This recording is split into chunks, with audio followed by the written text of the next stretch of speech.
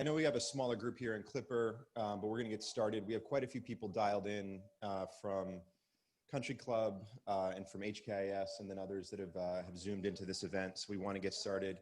Kennedy, I don't even know. I guess you can see us. You can only really see the back of my head. There's a little bald spot, but I'm working on it.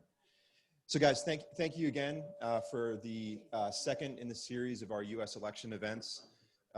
This is the vice presidential. You want me closer? This is the vice presidential debate between Kamala Harris and Vice President Mike Pence. As a reminder, in the President's Room, for those that are at Town Club, so that would be down here in Clipper, upstairs in 49er, we're doing voter registration with the Logistics Center, and that as supported by FedEx and according discounts, 40% off for shipping back to the US.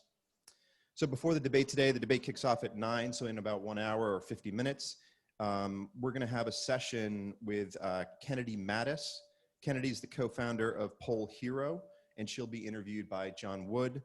Poll Hero is a platform to encourage young people to sign up as poll workers. I'm not gonna spoil the surprise. Kennedy will talk more about it and why we need more young people assisting.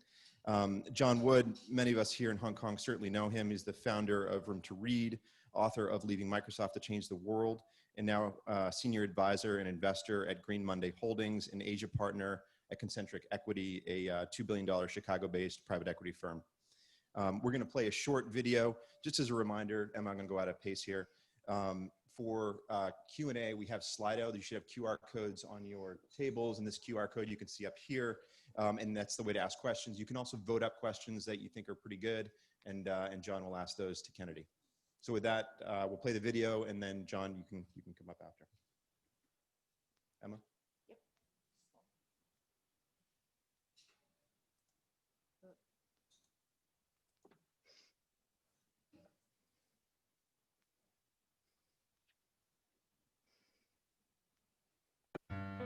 Imagine it's election day, and you go to vote. Only to find that your polling location is closed because there aren't enough poll workers. You frantically look up where you're supposed to go instead. You get there, and the line is around the block. This is what happens when there aren't enough poll workers. It happened in Milwaukee in April. It happened in Atlanta in June. But you know what? We're done with that. It's not happening again. Not on my watch. I'm not going to let that happen. There's no chance. Help us open doors. Poll workers make elections possible. So sign up today at pollhero.org.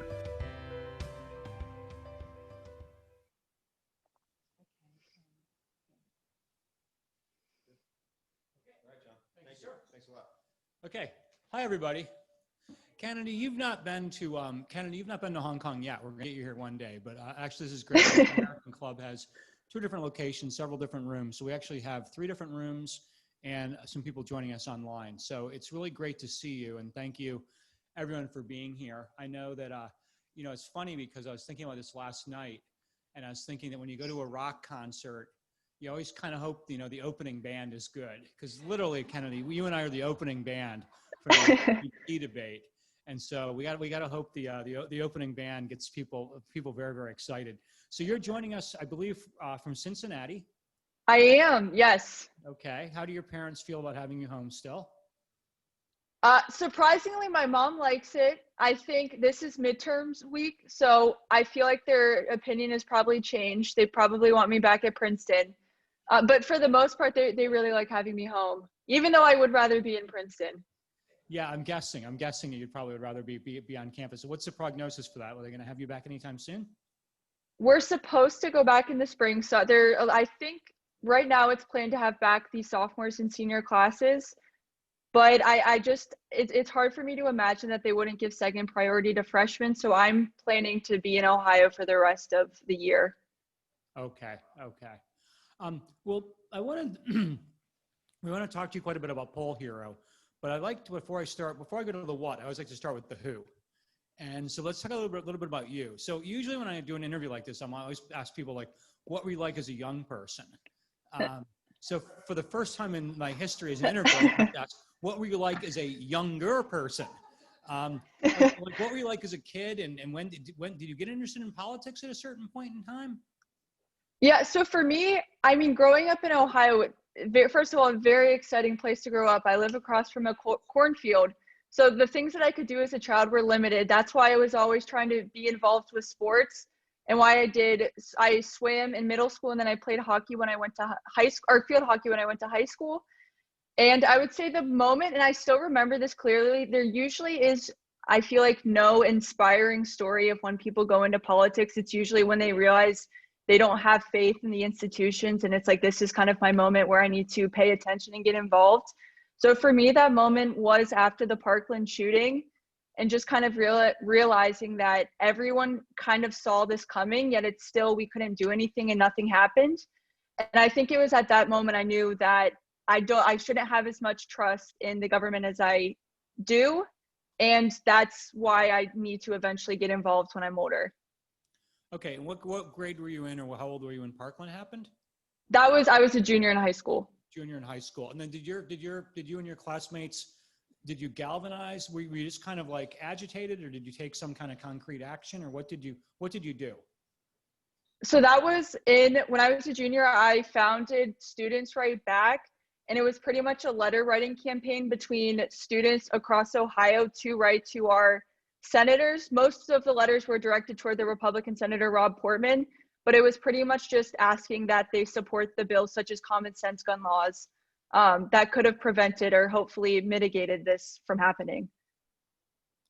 Okay, so you began organizing, and now obviously you're kind of a super organizer in terms of what's happening with Poll Hero. Before we get into the details, maybe tell us about the aha moment or the founding moment. Who was involved in starting Poll Hero, and how did you all come together? So it started at the beginning of the summer, it's kind of ironic that we were working on voting by mail, but it was 3 other Princeton students and I interned for Avi Stopper, who's a University of Chicago Booth School of Business graduate. And we were just trying to, through Facebook, reaching out to the older generation to get them to contact their senators to support bills that allocated federal funds for voting by mail. As you can assume, reaching out through Facebook to try to contact or communicate with senators was probably less successful than you would assume. I mean, very, very low. It just didn't work. And by end of June, when trying to get those bills to pass, it just was no longer strategic to focus on that. We knew that we still wanted to work on election efforts, but weren't exactly sure how. And we had that aha moment when election officials from Philadelphia, we were talking with them, or obviously specifically, and they mentioned how they needed 8,500 poll workers for their primary, but were only able to recruit 2,500. And we kept reading these stories of these major closures of polling locations. And we just thought this was an area within our very limited amount of resources that we could potentially have an impact on. Okay, and were you all in Princeton at the time, or were you remote, or how Yes. did you all come together? Oh, no. We were all remote. Yes. Okay, all remote. And so tell us just for those, I think it's a pretty straightforward concept to understand, and we did roll the video, but tell us in your own words, what are you trying to accomplish? Like on the day after election day, when you're doing the post-mortem, what would you like to say you accomplished? Our main goal is to try to keep open as many polling locations as possible so that everyone has the ability to vote. I mean, kind of like you saw in the video, Milwaukee, of 180 of their polling locations, 175 were closed. And it's like, those are opportunities that people no longer have to kind of submit their voice within this government. And so our goal is to try to keep open as many of those polling locations as possible. Okay, and are you specifically targeting precincts or districts that have had issues in the past, or is it just kind of open outcry? You're trying to recruit as many people as possible everywhere? So it originally started with the districts and counties where we saw the largest number of polling locations that closed. And as we've expanded to locations where either the election officials reached out to us, or we've kind of just gradually grown because we have had so many election officials reach out to us. Okay, great. And now I know having talked to you before when Jason and I had a call with you a couple of weeks ago, I know you're a really good salesperson. But let's just pretend for a minute you're talking to a 19-year-old version of me. I'm a sophomore at the University of Colorado at Boulder. Go Buffaloes! And I'm like, Kennedy, why should I do this? Why should I be a poll hero? What's your kind of sales pitch to young people to get involved, besides just the goodness of their heart and the future of our democracy? This isn't. Yeah, this isn't just a volunteer opportunity. You get paid, and the pay ranges from $100 to $300.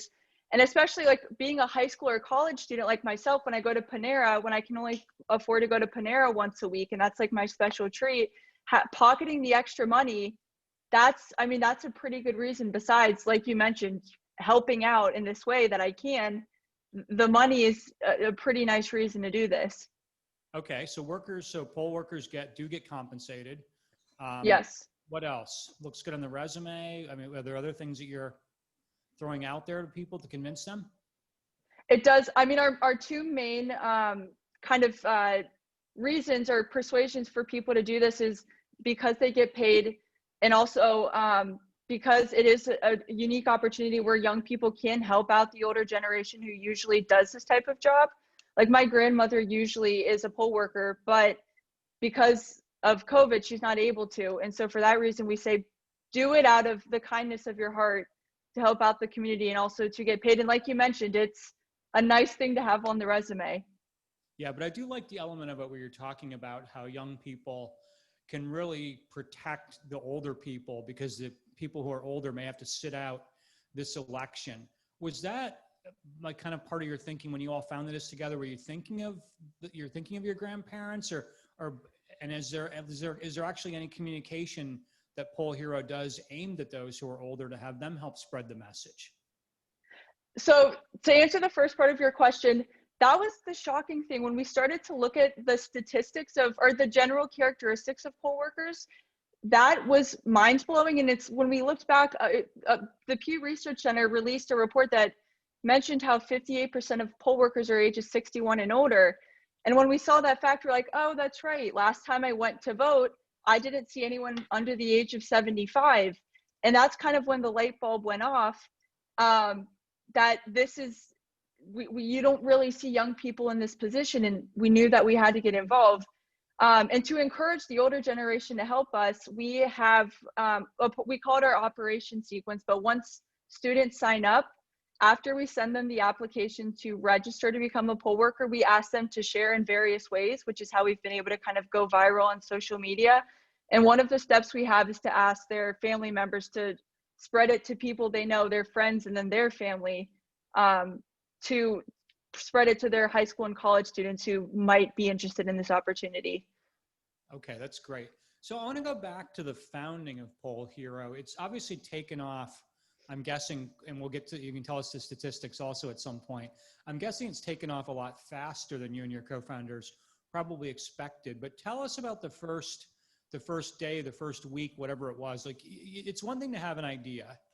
Then you got to start to implement the idea. And the minute you kind of hit that magic button that says, okay, pollhero.org is launched, you kind of then sit there and you're nervous. Like, is anybody going to care? Is this a tree falling in the forest that nobody's going to hear? Tell us about the early reaction, and when did you know this was going to, was there a point at which you said, okay, this is actually going to work? It was, and I think we were very humble coming off of the voting by mail efforts, just because we saw how that ended up. So our expectations weren't that high for Poll Hero. And our first goal, we hoped to recruit 1,000 students by, I believe it was August 18th. And so within a few days, when I remember Avi calling us and saying that we had 65 students sign up, that was mind blowing, because we're like, oh my goodness, 65 other people believe in this. Like, they want to do this.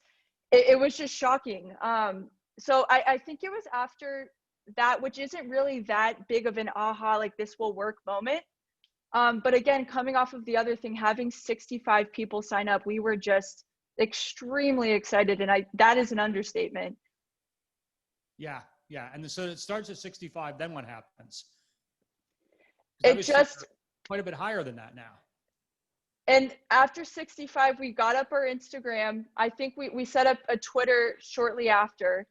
And it was when we started creating content that we would hear about some students in Philadelphia circulating our different graphics, and to kind of hear from people in Philadelphia that, oh, I saw that from a friend of a friend. We kind of knew that, oh, this will hopefully this will have a bigger outcome than we originally thought. Yeah, and where are you now? What are the numbers now? So we're at 31,000, and we're hoping, yes, yeah, and we're hoping to get to 35,000 soon. Wow, congratulations! That's I know you're Thank not you so much.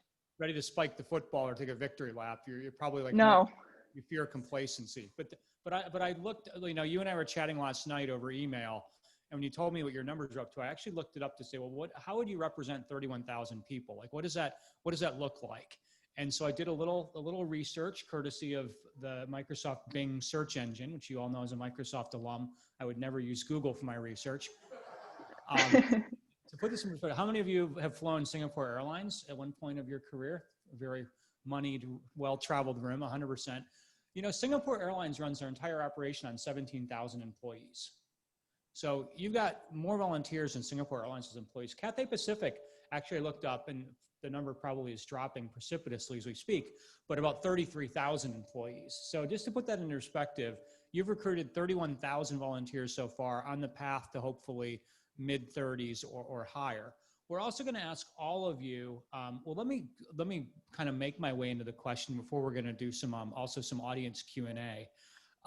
But when, and I have to thank Ben Cohn, I have to thank Matt and Jason Bajaj, because the three of them were really instrumental in connecting or in convincing you to do this. But Jen Wanamacher, who's here, is the real reason that we were able to connect with you through the Princeton network.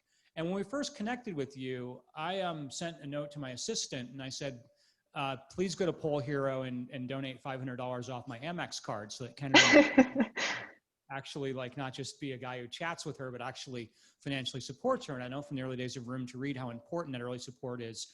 But then my assistant said, there's no way to donate money. I was like, what?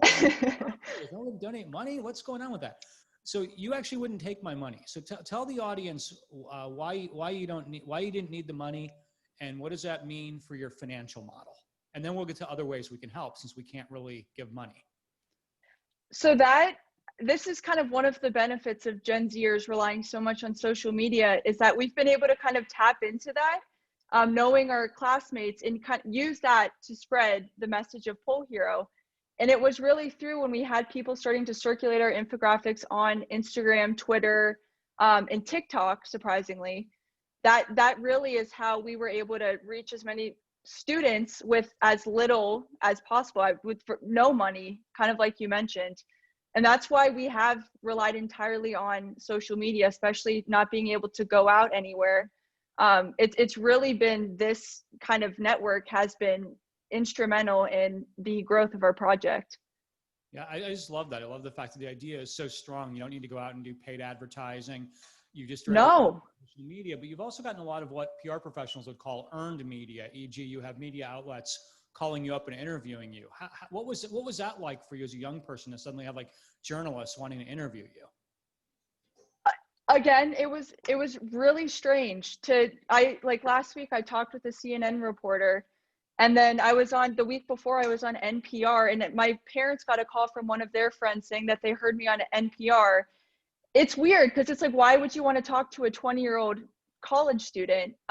It's hard to wrap my mind around. But yeah, it's strange. I never thought we'd be here. What's it like to hear your voice on NPR? My wife's an NPR nerd, so her ears are kind of perking up, and she's a bit jealous right now. My sister is in charge of the TikTok, so she's done Twitter. She's done a few interviews herself, and we both kind of agree. We can't listen to ourselves. Like, it's cool to say, oh yeah, I've been interviewed by NPR, but I haven't yet listened to what I sounded like, just because I think I would cringe too much. It would be way too embarrassing for me. Well, we need to get you on, say it with me, fresh air. Right.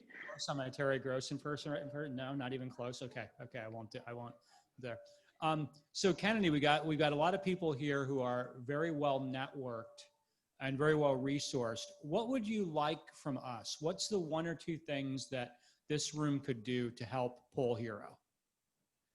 So I think there's really two things. The first, similarly to how we kind of grew, just spreading awareness. So if you do have networks in America and you're able to reach out to large numbers of young people, that would be extremely helpful to kind of broadcast either our project or just the need for poll workers, young poll workers in general.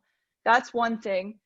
And the other thing is part of our strategy for making sure that 100% of the people who sign up on our website actually show up is continually increasing this excitement and enthusiasm for working at the polls. Because when you think about it, it's a 12-hour shift. I'm sure when you're waking up that morning, you're not excited to go wear a mask for 12 hours and probably just have to do all that all day and miss school.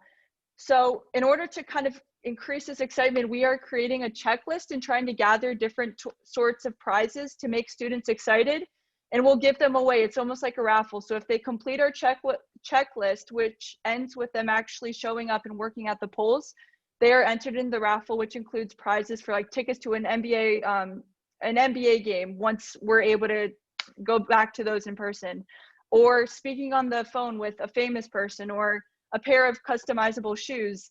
Anything like that would also be extremely helpful, because again, we don't have much money to go out and buy these things. So whether that's a donation or a prize itself would be greatly appreciated. Okay, so the donation window is open again, but the donation window for financial, let's be cut to the chase here. You can use financial donations now, but it's not to run the operation. It's to put prizes in the prize pool. And to be clear, that prize pool is being used to incent people to go through your checklist so that they're ready to be yes. for an election day. Yes, okay. Correct. Okay, great. And given the low balance on your Panera card, we also have already figured out what our speaker gift will be for you. Thank you. Unfortunately, the Panera in Princeton is no longer there, so I won't be making those trips anymore. Oh, okay. Well, what we're going to do, we've got some questions from the audience, but what we're going to do is we're going to make the audience earn the right to ask you questions. So we're going to take a 2-minute break, and every one of you has a phone. Pollhero.org, Kennedy just said, pollhero.org needs some exposure. So I'd love for every one of you, and this is hopefully not optional, hopefully you'll do it, to go on your favorite, whether it's Instagram or I know there's a lot of TikTokers here in this audience, or whether it's Twitter or Facebook, but just do a post. Just do a quick post saying that you're at an event with Kennedy, pollhero.org. Just give it a little exposure. We're gonna try to at least, if we get you maybe 10 more workers in the next 2 minutes, would that be acceptable? Absolutely, yes. Great. Well, I'm hitting mute on myself, and every one of you, including those online, please know what to do. When we come back, the first question is going to actually relate to HKIS, Hong Kong International School. But you have 2 minutes. Please help this go vital. Oh, what's your Instagram handle, Kennedy? It's just my first and last name. So Kennedy Mattis, Mattes. Or Poll Hero. It's at Poll Hero Project. That's the Gen Z in me coming out. Yes. Poll Hero, just Poll Hero Project. Poll Hero Project.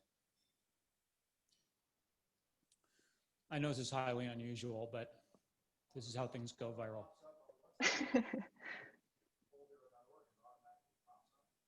Nice. You can recruit your nieces, nephews. This can be a wonderful intergenerational buck passing.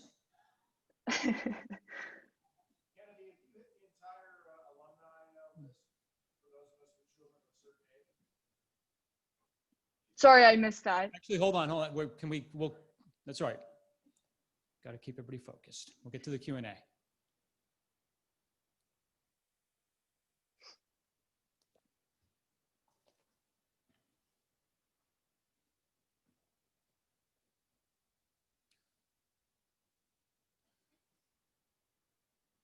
Kennedy, it's very nice to look out the room right now. I see a lot of people with smoke coming off their keyboards. So hopefully, my wife. That's amazing. Thank you.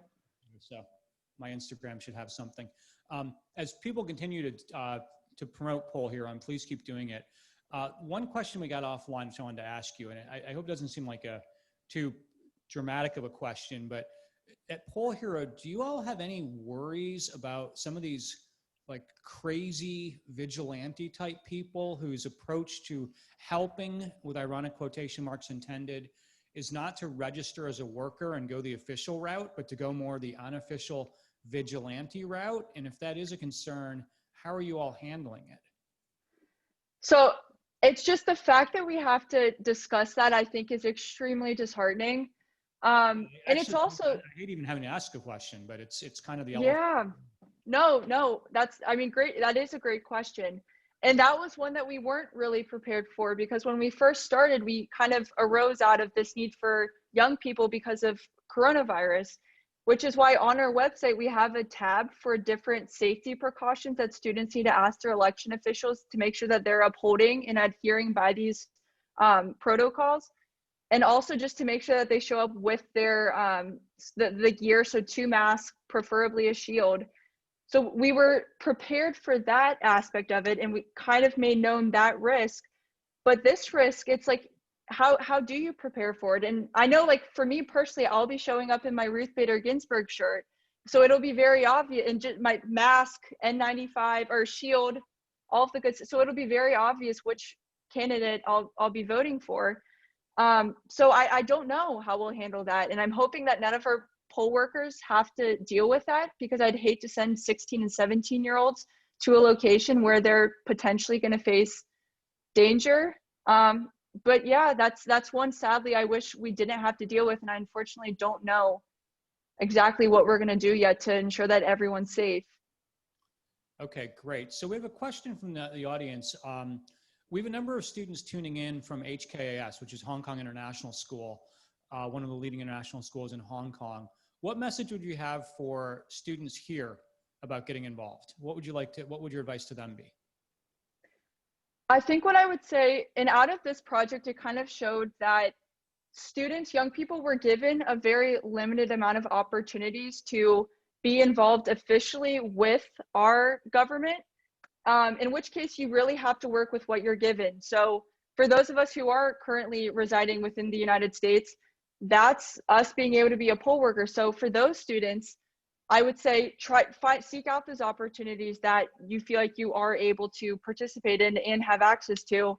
And in regards to like our specific project's efforts, maybe that is reaching out to, if you have friends within the United States, but more internationally speaking, I would say try to find those opportunities, though small, where you can kind of have an impact and actually do something. But it is extremely disheartening to kind of see everything going on in the world and have a very distanced position and voice or say in the matter. Yeah. So a question came up from someone whose name is anonymous. How accessible is the data you need to zone in on the places where you most need the poll workers? How are you accessing the data to figure out where there's the greatest need? That's a great question. There is really no one place to go to see which places have the greatest need, which is why to find those places, we've either had to talk specifically to the election officials or have them call us, or we read about it in the newspaper.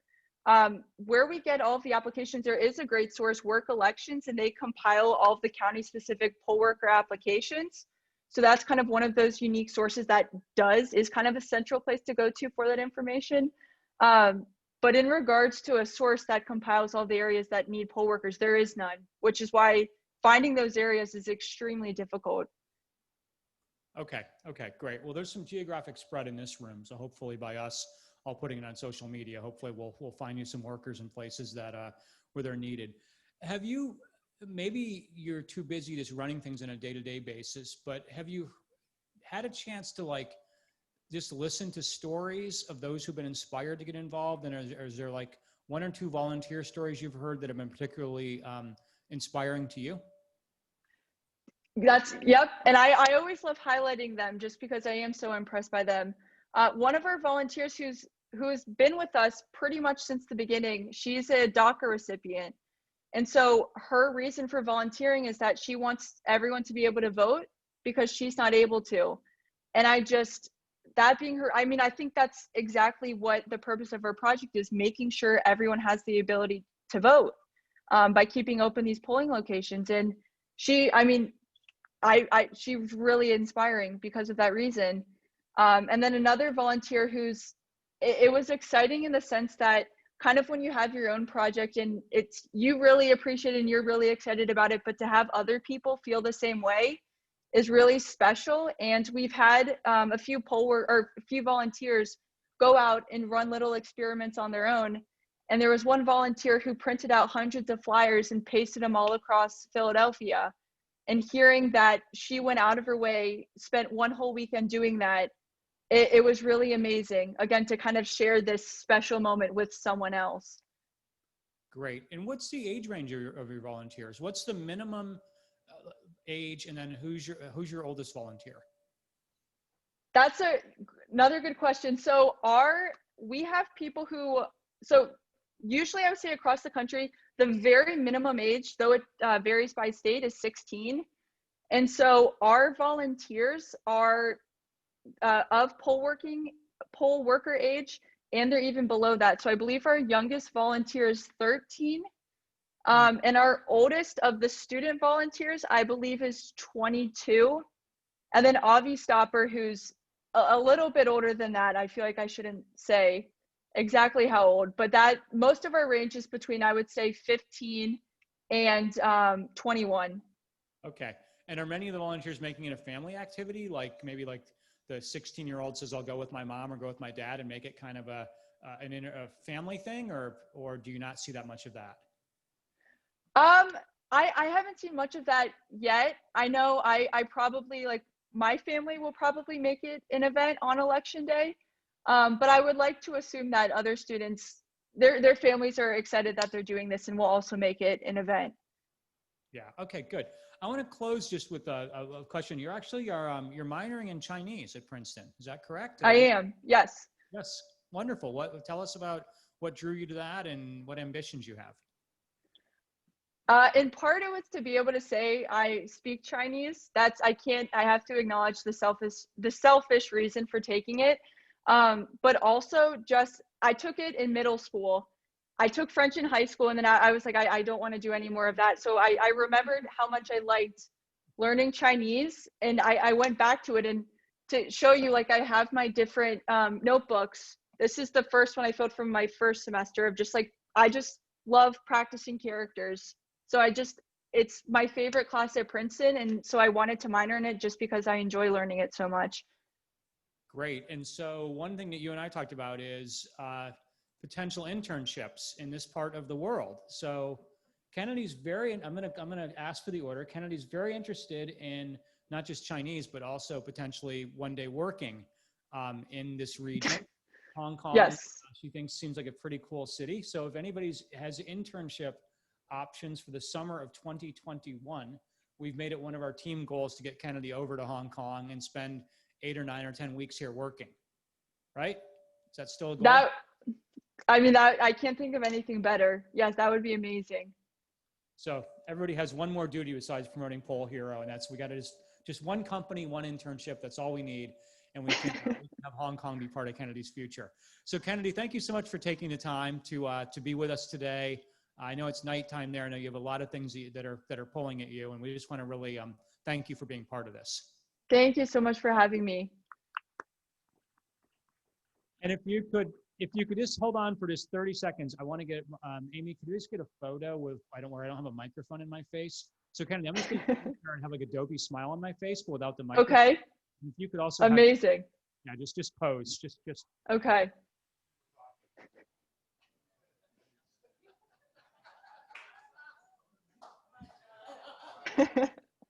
Kennedy, thank you again, and good luck on election day. Thank you so much.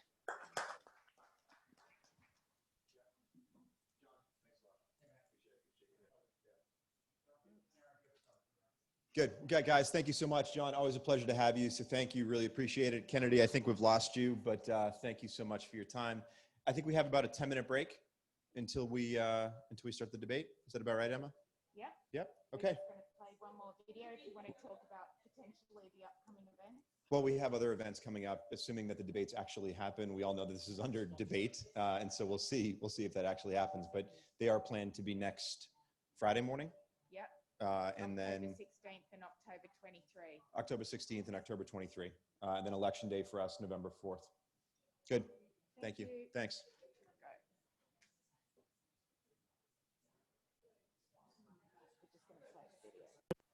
Worried about voting from abroad and the mail delays? Especially if you live in one of these states, the states that require you to send your paper ballot by postal mail or courier?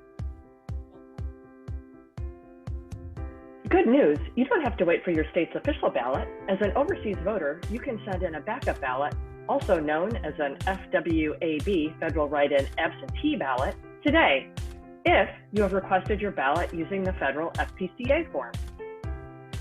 You'll need a printer and 2 envelopes. You'll also need to look up the names of the candidates in your state if your state hasn't certified its ballot yet. And you'll need to follow the directions exactly, including stuffing and addressing the envelopes. And when your official state ballot arrives on or around September 19th, you should vote and return that too. Backup ballots are provided by the federal government to make sure your vote is counted in time. It's not voting twice. Your local election office will only count the backup ballot if your voted official state ballot doesn't arrive by Election Day. So what are you waiting for? Go to votefromabroad.org/FWAB today for full backup ballot instructions. If you haven't yet requested your overseas absentee ballot, you can find that ballot request form and details on how to send it to your state by email or fax for most states at votefromabroad.org.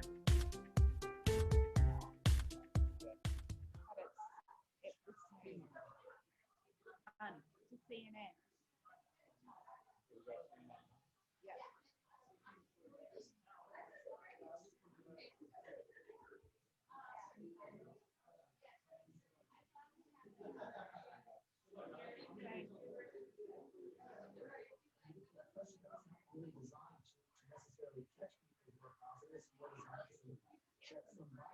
Done. I'm ending. Yeah. And